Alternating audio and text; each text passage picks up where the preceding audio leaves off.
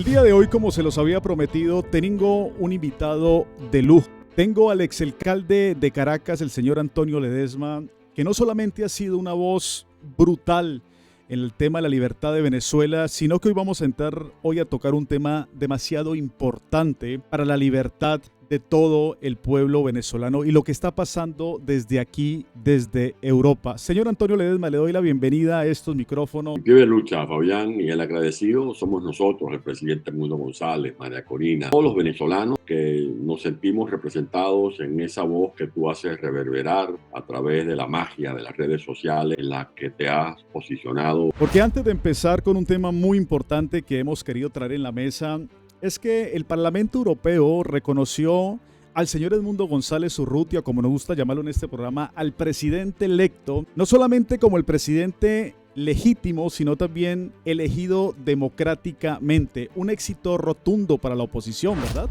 A la resolución en su conjunto, votación nominal. Se abre la votación. Aprobada.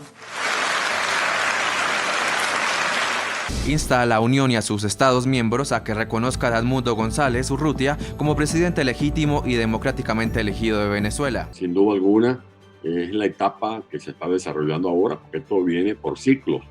Lo primero ha sido, Fabián, toda esta historia que se ha escrito con sangre, sudor y lágrimas. La gente se pregunta qué va a pasar el 10 de enero. No, vale la pena que nos digamos a nosotros mismos qué hemos hecho durante estos 25 años, que no ha sido sino resistir con mucha dignidad, un pueblo que no se ha rendido, y por eso lo que va a pasar el 10 de enero es la consecuencia, toda esta lucha en la que ha estado involucrada, por ejemplo, María Corina Machado, que ha sido como el diapasón, el clarín, que se ha hecho escuchar en una Venezuela donde la gente estaba aletargada y volvió a recuperar su entusiasmo, su alegría, su esperanza, y ese fervor fue lo que se puso de manifiesto después que a María Corina la inhabilitaron. Logramos superar a esa alambrada de púas que había colocado el régimen en el camino. El régimen escondió las actas.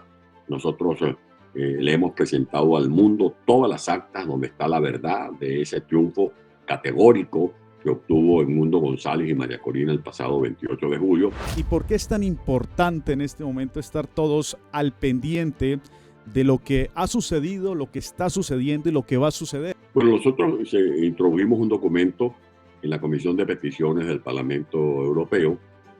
Ese documento fue admitido y nos recibieron el pasado lunes las motivaciones que nos animaron a hacer esta solicitud con base a los acuerdos de cooperación y de asistencia suscritos entre la Unión Europea y la Corte Penal Internacional en el año 2006. En ese acuerdo, que es vinculante, se le pide a la Corte Penal Internacional un informe de cómo está avanzando el caso Venezuela 1, que tiene que ver con la investigación sobre supuestos crímenes de lesa humanidad perpetrados no solamente por Nicolás Maduro, sino por quienes forman parte de su línea de mando, sino también pedirle al fiscal Karim Khan que acelere la investigación. Vemos, por ejemplo, que se dictan actos o medidas o órdenes de capturas por aquí y por allá, pero no se ven las medidas en el caso de Venezuela.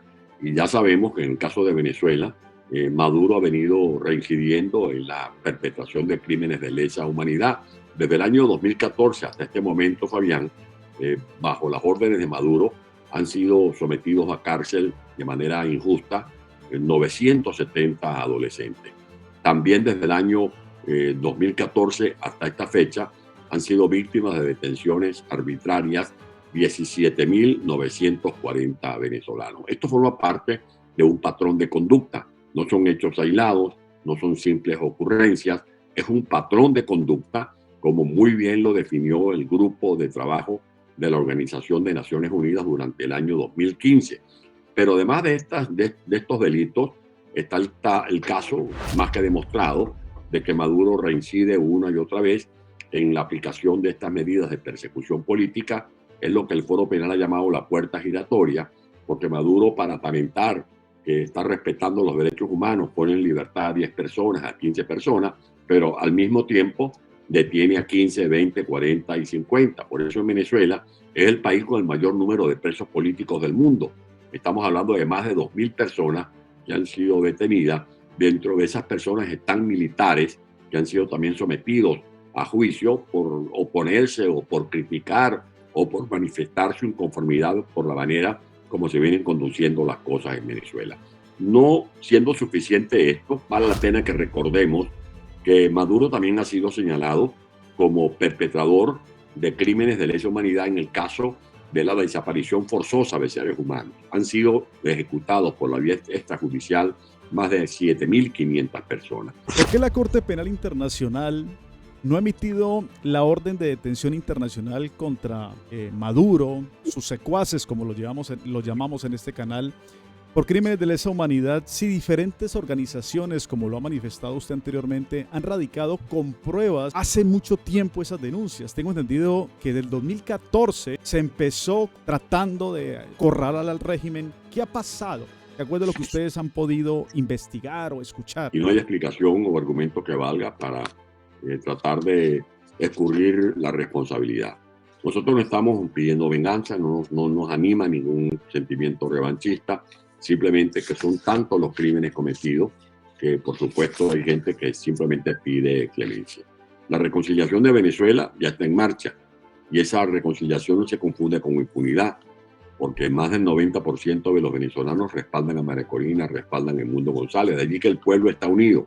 El pueblo de Venezuela está unido, está pidiendo un cambio profundo lo antes posible, porque no hay venezolanos, incluidos aquellos que votaron por Chávez en su momento, que votaron creyendo en las mentiras de Maduro en algunas circunstancias. Esa gente ahora está padeciendo en carne propia, está experimentando en cabeza propia toda la tragedia humanitaria que sobrelleva el pueblo de Venezuela. Salarios paupérrimos que equivalen a 13 euros al mes, más de 3.500.000 niños al margen del sistema educativo, muchachos que culminan la primaria pero que no pueden incorporarse a la carrera del bachillerato, educadores con salarios realmente de hambre que se ven obligados a desertar del sistema educativo y los vemos entonces trabajando en Ecuador, en Perú, en Chile, que eso es parte del patrimonio de Venezuela, porque más importante que cualquier pozo de petróleo es el sector educativo. Son estos educadores venezolanos que fueron formados en los mejores centros de excelencia del mundo.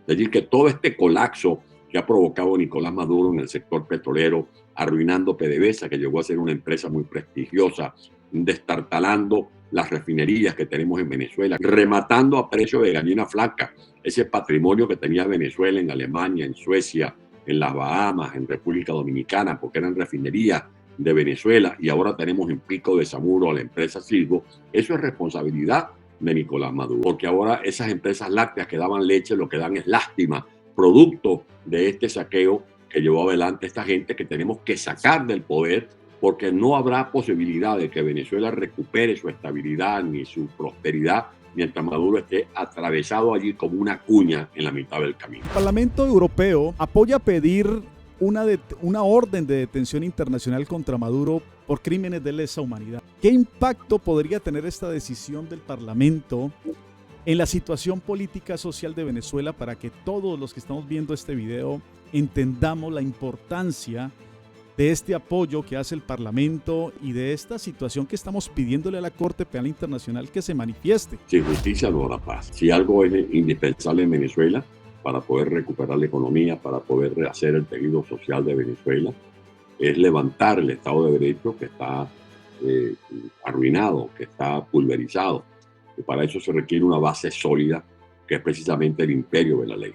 Que tengamos instituciones autónomas, que no haya un poder judicial que dicte medidas para absolver a culpables y condenar a inocentes, que no haya ningún tipo de persecución política, que no se siga judicializando la política, que no se persiga al que sea disidente, que se respete el derecho de propiedad, que haya garantía absoluta de la libertad de expresión, que nunca más se hable de presos políticos, de detenciones arbitrarias, que haya rienda suelta para que los jóvenes puedan desarrollar su inventiva, su imaginación, su creatividad, que podamos levantar de sus cenizas el sistema educativo, porque la verdadera riqueza de un país, Fabián, no está en los pozos de petróleo, ni en las minas de hierro, ni en las minas de oro, está aquí, en la cabecita de los niños. Esa es la verdadera riqueza inagotable, porque tú explotas petróleo y se acaba, pero cuando tú inviertes el petróleo o inviertes las ganancias del oro en educación, que tengamos educadores formados, que estén en condiciones de manipular los recursos tecnológicos, que podamos superar el rezago que tenemos en la actualidad porque estamos atrasados. Muchachos que cursan tercer grado y no saben escribir, muchachos que cursan quinto grado y no saben leer, que no tienen capacidad lectora. Ese es el verdadero reto que tenemos nosotros y eso es precisamente lo que está proponiendo el presidente Edmundo González Urrutia, educación con calidad, porque lo que va a quedar para el futuro es precisamente lo que hagamos en educación. Ese es el talento, la verdadera riqueza es el talento humano, porque ese es el pozo de petróleo que no se va a agotar jamás en la vida.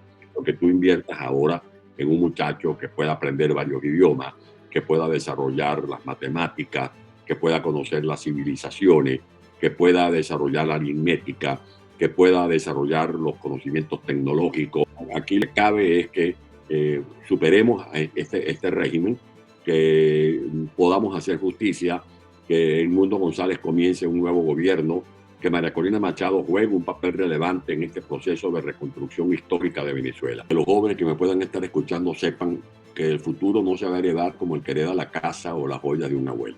El futuro hay que hacerlo desde ya. Señor Antonio, yo creo que lo ha dicho absolutamente todo, un mensaje para todos los jóvenes en Venezuela y en el mundo. Muchísimas gracias por sus palabras tan sabias, realmente una persona que ama la libertad y esperamos que el 10 de enero ocurra ese gran milagro y estaremos aquí todos al pendiente de que el señor Edmundo González Urrutia tome juramentación como presidente de todos los venezolanos. Un abrazo, señor Antonio Ledesma, Dios los bendiga y gracias por estar aquí en este canal. Recuerde que es su casa, cuando quiera volver otra vez, aquí será bienvenido. Un abrazo enorme. Pueden seguir por mis redes, @alcalde Ledesma, que es mi Twitter, mi X. Un abrazo y vamos hasta el final.